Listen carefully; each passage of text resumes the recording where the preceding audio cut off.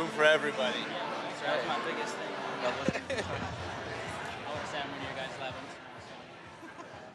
All right, well, thank you, everyone. It's great to have you all here, and we're excited to talk about data. Obviously, we're all here to learn more about Triple Whale. As marketers, we are obsessed with data, and let's dive right in. So, Joey, I'd like to start off by talking about data storytelling and how you take raw data and make a great story out of that, and what actions you take with that data.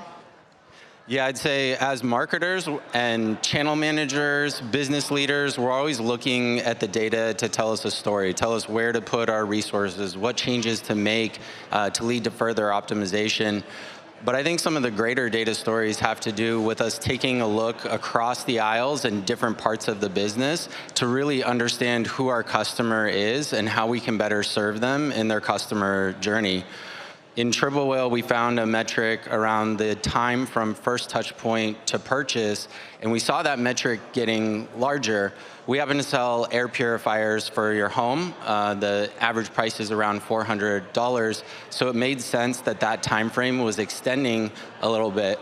When we saw that get up to about 45 days, I had a bit of an epiphany that this is well outside the attribution window for most of our ad platforms. So it would be hard to look at the funnel only from a top of funnel and bottom of funnel perspective, because we're not going to see that conversion in that same attribution window.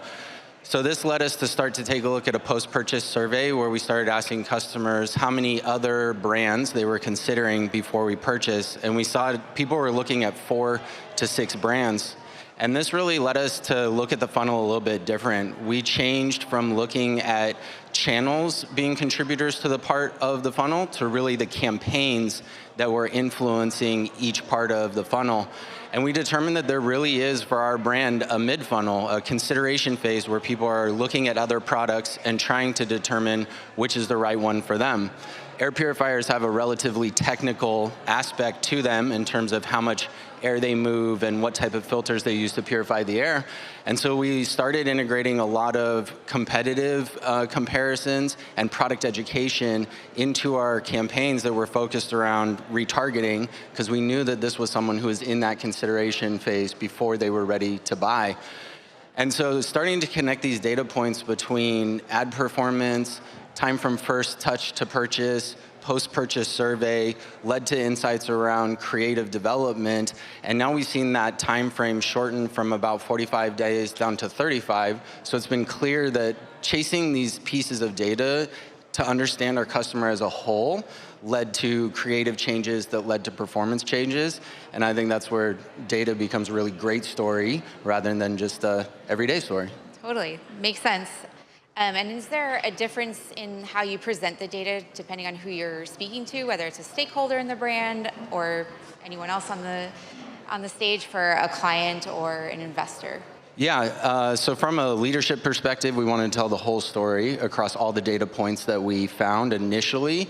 But then as we moved into developing the creative for it, we changed the story for the creative teams and really helped them understand the data points around product comparisons, how to highlight our USPs in a consideration phase. And so that led to different development for them. They didn't have to worry so much about the time frame or the individual channel performance. They were focused more on the actual creative, and just even working with our post-purchase survey and understanding not just what other brands, but what's the type of information that people need to actually make a conversion.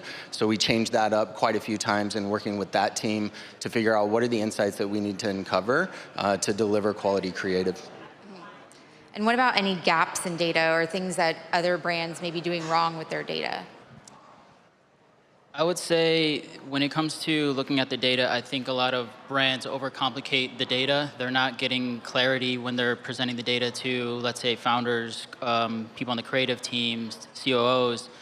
There needs to be, like, if you're presenting data in a certain way, there needs to be an outcome with that data. So, like, if you're presenting the data, what is the goal that you're trying to get from the data? What is the initiatives that you're setting for your team so that way you can work closer towards your goals? I think that's the misalignment. Too many brands are focusing on the data, but they're complicating it. You just need to make it digestible to where everyone understands and then set initiatives from that to work towards your goals. Great. And speaking of like what you were just talking about, like taking that raw data and making decisions with it, is there a specific example you have of where that benefited your brand?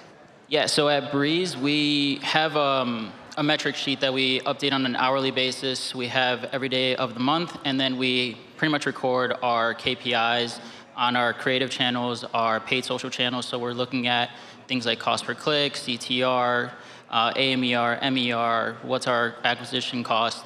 And then when we start looking at like the data in a whole, like if we're seeing that our conversion rate is dropping, we'll mark that as a red KPI. And instead of focusing on like a meta issue, because a lot of the times brands think that it's the ad account where you can make the most changes, it's usually coming down to looking at those red KPIs. And then when we saw that our conversion rate was dropping, that's the KPI that we were understanding. So we focused on that KPI as a whole team. Awesome. And then thinking about when you're entering a new market or testing a new channel for advertising, do you have any strategies on how you approach that with existing data that you already have? I think for us, it's a little bit of I would say a similar approach in terms of using data, but also taking the other side of the coin where it's actually trying to get to know the customer more on a personal level. So, there's an inflow of a tremendous amount of data from so many different points that are constantly coming in, and then you'll eventually find the ones that kind of work for you and then where you want to optimize. But, we really built everything based on the whole jobs to be done model. Like, what are we actually trying to solve for the customer? What does the customer need? Why are they giving us money in exchange for something? What are we solving for? So one thing that we've done essentially since day one, both is when we built Hush and is what we do now with the 400 brands within the club, is can we actually be spending enough time with our customers to actually be at the ground level so that we can say, okay, we have the data, but does that match up with what the people are saying? And sometimes they don't match, and you end up optimizing for the wrong thing, which is why there's agents, there's so many tools now, but there's nothing better for us, at least, than spending 5 to 10 hours a week. I know that sounds like a lot, but it's life-changing for us, spending 5 to 10 hours a week with our customer, making sure that we're optimizing for exactly what they want and that the message that we're communicating is exactly what they want. I've spent $7,000 on air purifiers in my house, and because I'm obsessed with it, right? Like if people are wearing certain cologne, I'm like, out of my house. No, not really, but like kinda, right? So my journey was a little bit different. The job for me was so that I always felt like I was breathing in the cleanest air. And I live in South Florida. Mold is everywhere. So for me, I was optimizing for mold. So if you were to call me and say, hey, your ads in South Florida, you're optimizing potentially for something else, your metrics would then relay back to you as like, oh, we're doing something wrong in Florida. But if you just called enough of your customers to get that significance, you would have known that, hey, if we can just target South Florida and make all of our ads about solving for mold, because you can't fight mold in South Florida. You'll lose every time. But I found at least the brand that was able to advertise, we can fight mold. So for us, it's always optimizing and spending time with your customers. A lot of the brands in the community or a lot of the brands that I consult with, it's always like, the first thing I do is I make them open up the Shopify app and be like, when's the last time you called your abandoned carts? No one ever does it. It drives me insane. Like, oh, we sent an email. It's like, you suck. You spent hundreds of dollars paying for these people to get all the way to the finish line, and you relied on an email or a text message or some bullshit automation that you hope and then recover 6 to 8%.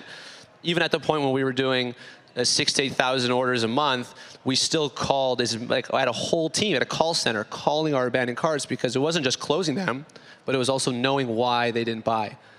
And that information relayed with the data, you become the actual superpower. You have the qualitative and quantitative. Very interesting. I'd like to switch gears a little bit and think about how data stories translate to different team members. So when we think about brands, I work for an agency mostly with beauty brands, with founders and a whole marketing team that we partner with. And we sometimes get mixed messages of what KPIs we want to focus on. So maybe one team wants to focus on conversion and ROAS. The founder comes in and says, no, I just want all eyeballs as possible on this one graphic ad.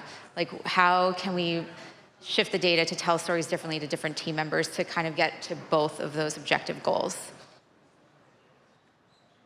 I'm happy to dive in on that one. So, yeah, Alex, I run one of the sales operations at Snapchat. So we're in sales renowned for our data literacy.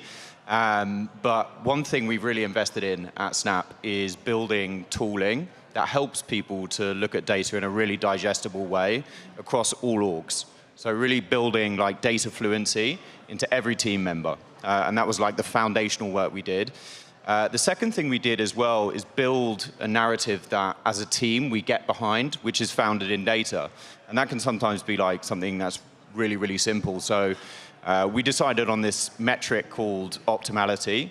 And every single member of our team works towards increasing optimality in our customer set.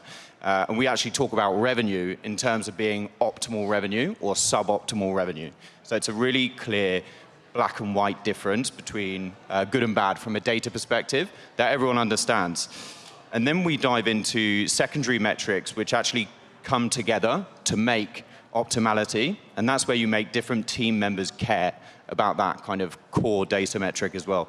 So for instance, for marketing science or partnerships, they may have a metric for revenue to be CAPI enabled. And that is the metric that they work towards. And the sales team may have metrics around making sure people are using the right audiences or bidding methodologies. But all of these metrics together ladder to one metric, which we all care about, all rally behind, which is our customers using our platform in the optimal way and all revenue being optimal to help customers see the best performance on Snap. So that's like the core kind of message. So it was building accessibility and data literacy in terms of tooling and everyone understanding data. Then having really kind of data-backed solid narratives that everyone works towards to try and complete.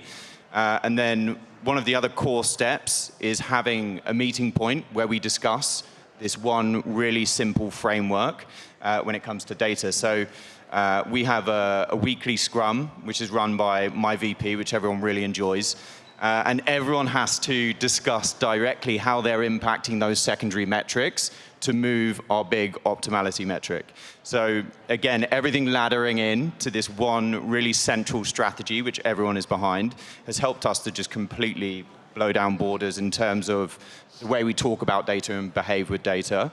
And then additionally, that then reflects when we speak to customers or when they engage with our partners and they're seeing performance on their end, we can ladder it back to this overarching theory of optimality. So yeah, that's one route from our end. That's great. Is there an example where the data from your optimality reporting and data visualization helped to achieve specific results for a brand? Yeah, absolutely. So in terms of optimal customers, when they are set up optimally, they are seeing around 70% better performance and grow around that same metric faster across Snap. Was really happy to see in the handout actually that we were the top performing ROAS channel as well. I think in Triple Whale's attribution, which is incredible. And that's really kind of down to this foundational work we've done on our ad platform, releasing a ton of new kind of performance products and then making sure people are using them in the right way. And that's done from working really closely with our partners, BRÄZ being one of them with David. So David actually works with Steph in my team at the moment. And they work in a really kind of active manner to make sure everything is set up optimally and they're growing and seeing that really strong performance. Yeah, that's great. And then you mentioned that you have weekly scrums with your team that are very exciting. Is there any other methodology open to the floor of how you're using data to get your teams excited to take action with the data and make change with your campaigns? Yeah, 100%. So again, that's probably leaning really heavily into our tooling. So something that we did across our business is created really robust tooling, which everyone can understand internally. And a lot of that is actually shareable with customers. And all of it, you can track the performance gains that you're making week on week. So it almost gamifies it for all of our team, internally and externally. And again, by creating that tooling, it just makes everything more digestible, more accessible for everyone across the entire business. So yeah, I think the foundational piece is that tooling element and gamifying that and making it kind of an exciting, progressive piece for everyone in the room. Great. Joey, you look like you might want to say something. Yeah, no, I would totally agree with that. It's not just looking at the metrics each week and whether it's up or down, it's how are we tracking towards the progress of the overall goal, right? Everybody loves to fulfill the progress bar, to complete the circle, right? And so making it fun and making it easy is super important. I also like what you said about employing data literacy across your teams. It's really important for us that people feel safe, that they can ask a question about data that they don't understand so it can be explained. And it's not so much about us taking different pieces of data and showing it to different groups. It's about bringing it all forward and explaining how it connects and how their work connects towards these larger goals. They feel a part of it, they feel empowered, and they understand dynamics. I work with teams that are different agencies that run different media channels. So it's really important that they hear what each channel is doing and how they're thinking about it and approaching it, because it'll give them insight as how they can respond. If all 3 channels or 5 channels want to spend more in the top of the funnel and they're not having that communication, we'll flood the entire system with a bunch of unqualified prospects and we'll struggle to get back to optimized performance. So as everybody comes forward, talking about the data they're seeing and what they plan to do to make adjustments, other teams will correlate their moves with those to make a more synchronized effort towards our goal. Great. Does Triple Whale dashboard visualization play a role in any of that? Yeah, absolutely. I mean, Triple Whale has been phenomenal. We've been with them for about 2.5 years, and just being able to mix the attribution view for different campaigns that are operating in different parts of the funnel has been critical for us to analyze how effective they are, as well as get buy-in from our CFO, who, you know, obviously looks at clicked ROAS on Google and just wants to fund that. So being able to show him, hey, we want this to be a first touch point. It performs much better here.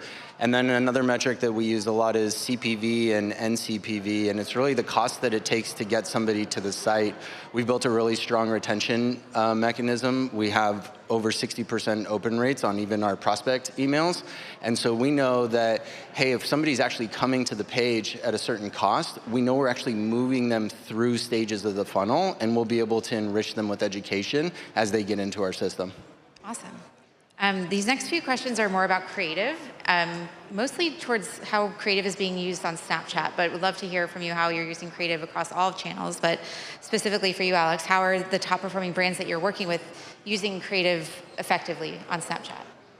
Yeah, absolutely. So I think there's a few buckets I would put this into. I think the first of which is discovery. So obviously, we've seen lots of kind of really interesting data points which people are pulling out around creative at the moment, using different measurement platforms. Triple Whale obviously doing a really solid job there, and using that creative to partner with us to either create AR experiences or video experiences has been like massively rewarding. So we have a number of creative programs, both internally and with third parties, which enable us to take those insights directly, storyboard them, and turn them into top performing assets. And a lot of our partners, we're leading in kind of being very proactive in having those conversations.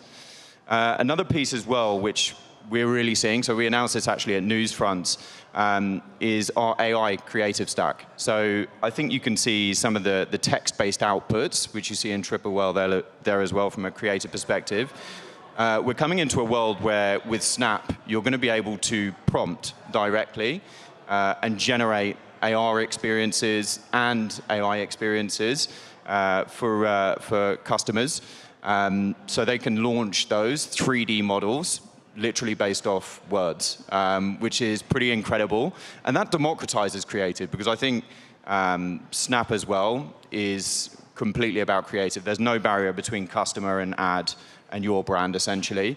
And by making creative more accessible for brands and making it easier to iterate as well based on some of the insights you get, yeah, it's incredibly rewarding, and there's really, really exciting stuff coming down the pipe. And then just in terms of like using data creatively too.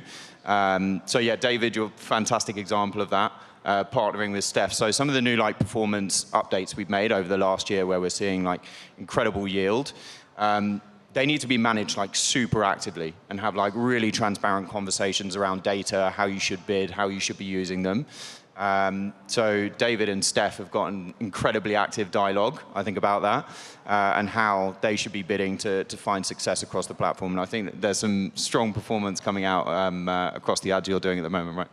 Yeah, so on Snapchat specifically, we started moving our meta creatives, our winning creatives, over to Snapchat. I'm sure a lot of you move a lot of your winning creatives from Snapchat or from Meta over to like Snapchat, TikTok, things like that.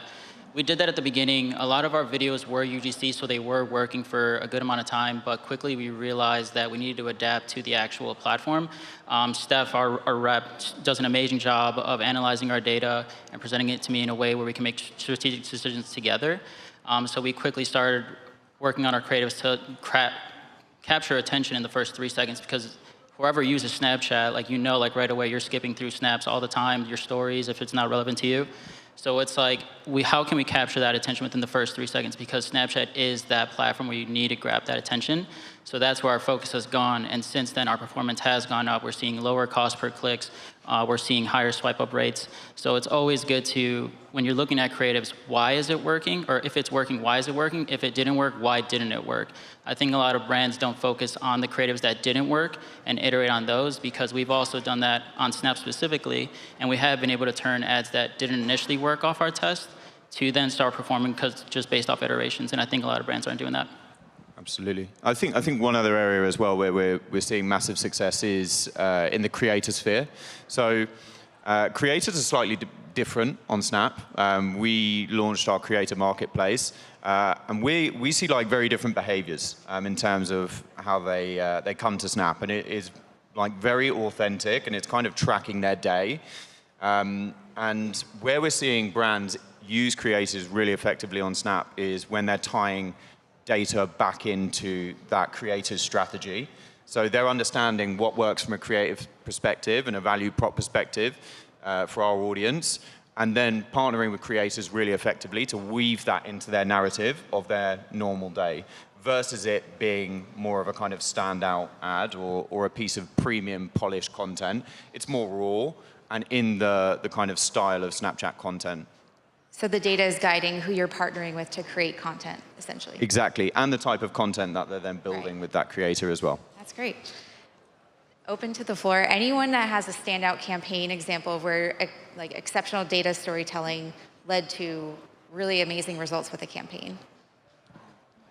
For us at BRÄZ, specifically for Snapchat, we have 2 different campaigns. We set up our creative testing campaign, which we add single creative, so it's one ABO or one ad group, one creative, and we set cost caps behind that. And then we let it spend up to $500 to $1,000. We'll easily move those winning creatives into our prospecting campaign, which is just based off of a broad 21 plus audience and a lookalike buyer audience. It's a similar audience. And then we just throw all of our creatives in there, and then we just let it scale. We put cost caps behind it just to minimize risk. But ultimately, that's where a lot of, I guess, brands should be going, is focusing on the creative, because if you look at Meta, Snapchat, AppLovin, we just talked about, it's all creative based. So if you can focus on creatives, that's what's going to help your, essentially, campaigns optimize and perform better. Great. That was all of our questions. Does anyone in the audience have any questions for the team? We have a microphone. Hi, my name is Vinay. I have one question to Aaron and one question to Alex. So Aaron, you mentioned about working backwards from the customer, where you collect data. You mentioned a good point that you focus on the what they need. Do you have any data that you collect as why they need it now and why not later? Because if you get the answer from them, you could pivot your team to work on a feature into an MVP, and you can push, if it's later, to a fast follow, right? So that kind of a strategy. Do you guys have any? Yeah, I think, you know, when I first came up with this strategy, there's a little bit of a story behind it. One, I was 21, I was broke, and I couldn't afford to not make money on every single purchase. So I needed to make sure that every dollar I spent had ROI. I didn't have time for LTV and any of that shit. I need to make money immediately, and I need to make as much of it as possible. So a lot of that was like, I didn't want to test. I hated that word. I don't have money to test. So I went right to the customer. The one thing I did spend money on was on understanding what the jobs to be done model is. Now with ChatGPT, you can literally just take your business, throw it into GPT, say, hey, create a jobs to be done survey for me, and then go to your customer and speak. And it's like, then you take the inputs, it just does it for you. It took me 6 months to do it at the time, like all manual. But ultimately, like, yeah, we would optimize every single day based on conversations. We do it in every single one of my portfolio companies and also within the founder community. Like, we would meet with people and it was virtual and they're like, no, we want to meet in person. I was like, cool, next week, 13 of us in person in your city. So we were optimizing immediately, speaking directly to the customer. And then we knew that if we had enough significant data, that if it was true for a majority of us, it was probably true for everyone we weren't speaking to, and for everyone we haven't even got exposure to yet. So we would take the data, we would implement it immediately, so we would see the ROI, is what you're saying. So yes, we were quite quick, but then we knew that we could take that, we can put it into our prospecting campaigns. Like, you know, when Casper came to Canada, I'm from Canada, they spent $7.5 million on their mattress campaign. They drove, I think it was 1.4 million in revenue on that first weekend, which is a huge success in Canada. We spent 40,000 on our mattress launch. We accidentally launched the same weekend. We did 2.5 million. And when people were like, oh, well, what was your hack? What was the funnel? What was the ad? It was like we had 3,000 conversations, and we knew that they were optimizing for comfort and back pain, and we knew that our customers were hot sleepers. They hated waking up in the middle of the night in a pool of sweat. They hated it. So their ads were all about how their posturizing was perfect, and ours were all about how you weren't going to wake up in a pool of sweat. And people were like, oh, genius ad, because it was like, you know, your wife is hot, those typical ads. It was not a genius ad. I had from the customer's mouth exactly what they wanted, and I served them. It's very similar to like how you run restaurants and every other business. So the answer is yes. We took immediate action, but we also then amplified it to everyone else. Thank you. Alex, question to you regarding optimality. You mentioned because there's a lot of metrics sitting in front of you, right? So it comes in different flavors, meaning the different sources the data flows in. And a simple example can be a user is seeing a data coming in different time zones, right? UTC versus PST, right? Have you had a situation where you saw data coming in different time zones and your internal users couldn't interpret the data the right way because it came in different time zones? Do you think to apply a Band-Aid solution, like a tooltip to tell the user, or would you spend more time to consolidate the data and bring into one single time zone and present it to them? Yeah, absolutely. So good question.